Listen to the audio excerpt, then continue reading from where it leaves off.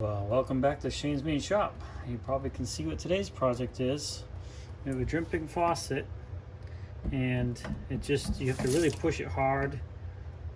It still drips, and the cold does too sometimes, but I got all new replacement parts. I got the cores, and I got the seats that go on the bottom of that as well. So we're gonna go ahead and change both of them out, so we don't have any additional issue with it. Now these have set screws on these. A couple different ways these go in, but these have set screws somewhere on the side here that you loosen up. I'll just pull one off so I can show you. Right there. So you just need an Allen wrench to loosen that up, and that removes it from the stem here. Some screw down to the top. These are universal. These ones go into the side. So once you loosen that up, you can remove this. But before you go any further, get underneath the sink and make sure your water is all turned off. We've confirmed that the water is off. We've loosened up both the Allen screws, so we can remove both of these and set them aside. I'm just going to show you one. There's no sense showing you two. It's the exact same process on both faucets. So I will zoom into one here and show you how to. First thing you need to do once you get that off is to remove this from the faucet mechanism itself. And you can use a rubber tool on here, but these are hidden when this is on, so you don't see it. But if you had something like I did a bathroom sink in this house back a while, and I used a rubber clamp tool so I wouldn't damage it.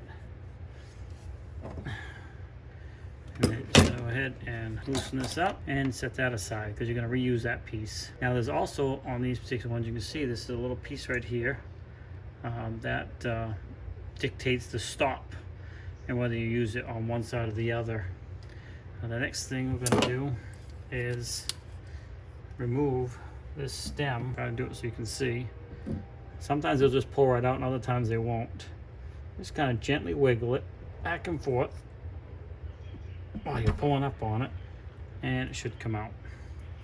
Now that little bit of water you're getting is just backing out of the faucet here, coming out. You can see it's already stopped. All right, so here is the old one, and I just want to make sure we put it back together the same way, the new one, and that little loose piece is right there on this side of it. We're going to set that aside. Here is the new one, and here is that piece, and we're just going to slide that down in like so, and then we'll be putting it back in, but not quite yet, because there's another piece we're going to change on this as well. The piece I'm putting in has a little rubber gasket right here. You can see if I roll it up a little bit, that stops the water from flowing and leaking around here, which is also leaking. So there's two different possible leak points here. One leaking around here when it's running, and water will run down through here, which these do, and that is that gasket there. Oh, sorry, that gasket. The other, the dripping you saw when I first started the video, is this little seal right here, and that's down inside there. So you have a spring and a seal, and what you're going to do is take a small screwdriver like this, and I'll try and get the camera a little bit closer, and basically you're just going to take a little screwdriver like this, and you can't see it from the camera view, but straight down in there is those two little pieces, the spring and that little seal. And if you pull it out carefully, you can keep it in the correct orientation. Hopefully you saw that, the correct orientation, so you can put the new one back in. So the spring goes in, whoops, the spring goes in the bottom of the hole first, because I pulled it out just like this, and then that seal goes on top. So we're going to duplicate that. Now this spring tapers smaller on one end.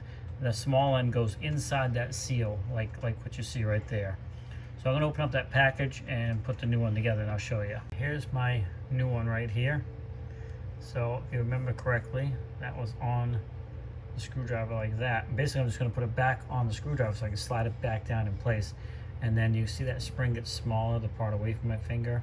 That goes up inside, so it sits inside that seal, just like so. And then we're going to line this screwdriver up with the hole down in there that it sits in. Actually, let me get the camera close so you can see just for a second here. Won't be able to be that close when I'm doing it, I don't think, but so you can see that. You can kind of see a push some of the water out. See that kind of shiny ring down there? That's actually the top of the hole that piece is going to fit down into. Slide that down in. That might be able to do it with one hand. So I'm just going to slide that screwdriver down into that hole like that, and then let that seat drop in place. You might have to maneuver it a little bit, but I am going to have to move the camera so I can use my other hand. So I took a paper towel to sop up the water so you could see a little bit better down in there. And the reason being is that seal I put down in there wanted to float in the water, so I couldn't get it to stay in position.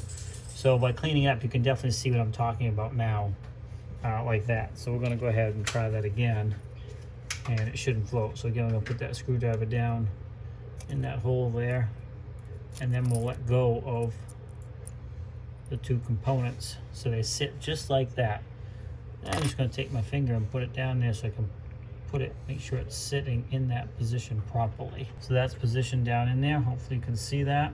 We can start reassembling and put the other piece of the other new piece back in. Okay, so here's the new piece, and I've got that little piece oriented right where the other one was, and my flat spot is right there.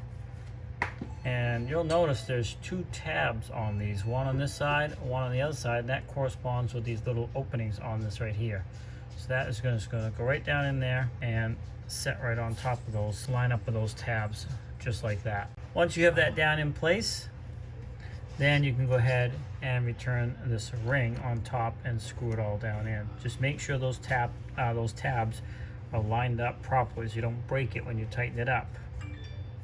And again, because this is all covered up in this situation, I don't mind using just a simple pair of pliers here to snug this up. Now I'm not going to over tighten this. What we're going to do is turn everything on, see if it leaks. We can always snug it up a little bit more, and then we'll go from there. But what I'm going to do is I'm going to go ahead and do the other side, and then we'll start to turn things on and show you what we got. All right, so I have my water back on. Of course, I need to clean up because I got all these dirty rags here.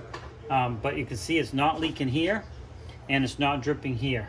And of course, I got to put these back on, but there we go. And I don't have to turn it off hard to make it stop leaking. I'm going to get the cold, on, off, gently, and no leak. So now all we got to do is get the Allen screw, or Allen wrench, and we'll tighten those handles back up properly, which they haven't been for a while, and this will be back together. This one here, you might have to pull this out in this case to get in there. I'll snug that up.